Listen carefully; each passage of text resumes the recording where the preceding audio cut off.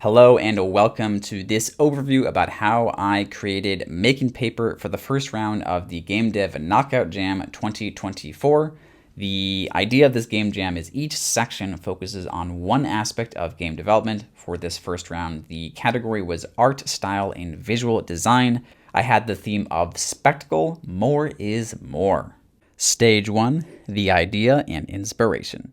I wanted to try something different from my low poly entry last year, but also something that would stand out and stay pretty much within my existing skill set. And that actually reminded me of a time I made this fun paper render from years ago, got more attention than the actual final artwork it was meant to be a prototype for. So we're going with paper. More is more. More paper had to be a game about making money and making more money from making more money. So some kind of engine building simulation. And as for the subject, well, I actually had an ulterior motive to port the Godot road generator plugin to Godot version 4. Spoiler, that part didn't actually happen, but it's always good to shoot for the moon, and this at least made the final game choice clear in my head, generating income from a spectator or from spectators of a rally race. Stage 2, the inking, scanning, and planning. And this kind of art style is actually very fun because it feels more physical than what I'm typically doing. I'm actually going through drawing with pen and paper. I purposely didn't use any rulers and made very rough lines where I doubled over the lines and added crossings, all to add and accentuate that organic feeling. I probably could accomplish something close to this using Affinity Photo with the right brushes, but for me it's way faster to spend 1 hour of just doodling and then scanning than to try and fiddle around with brushes in a digital space. The tedious part is indeed the cutting out of each section into island, and even with smart selection tools you still have to do a lot of retouching.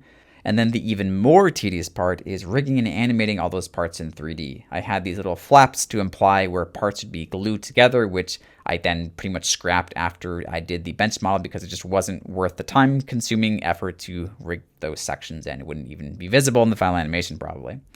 The fun part for me is actually doing the animation, making a bunch of use of interpolation keyframes on specific axes to give some oomph to the feeling of it all.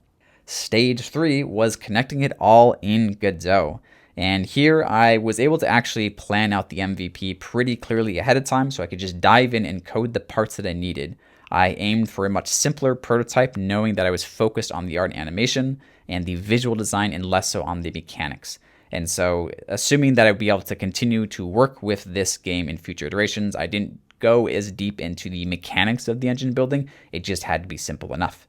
And so I started off probably spending too much time on the camera movement just to get something so you can move around and really let users, or players I should say, be able to zoom in onto the different parts of the artwork to really get the feeling of the world. And while I did have the ambitions to migrate the road generator plugin to Godot 4 for the jam, I just didn't have time, and so instead I actually built the track in Godot 3, modified the materials. I even later downgraded the size of the track so that the actual gameplay loop was faster, because every time the car circles the loop you earn cash, and so if the track was too large, I found it actually took too long before you got real-time updates and more cash flowing. So thereafter, stage 4 was testing builds early. Just to call this one out, something that I think went very well for me this time was build and publish to itch.io. Realized there were a few settings I did have to change, so this helped make sure I just wouldn't have any last minute disasters when trying to publish, and I continued to build as I went along just to avoid any hiccups. Step 5 was really the cleanup and prioritization.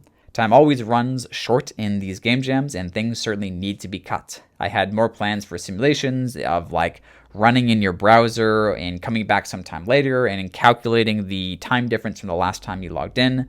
Nixed that one pretty quickly. I also ran into some issues here and there. I always forget that renaming a file with class names in Godot really borks things up, but eventually I was able to recover some corrupted files.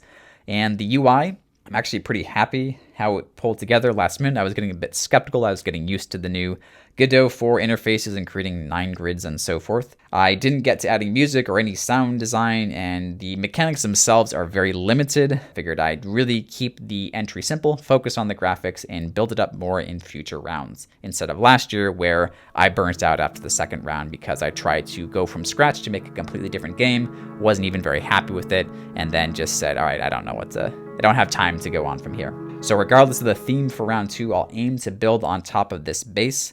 Let's see how it goes. By the time I finish editing this video, I will probably know how I did. Hopefully I've grown as much as a developer as my Monstera plant has. Look at that, look at that. Got a new whole leaf over here coming in fresh last couple days. But until then, I hope you all have enjoyed this overview and see how I pursue this entry in future rounds of the Game Dev Knockout. Till then.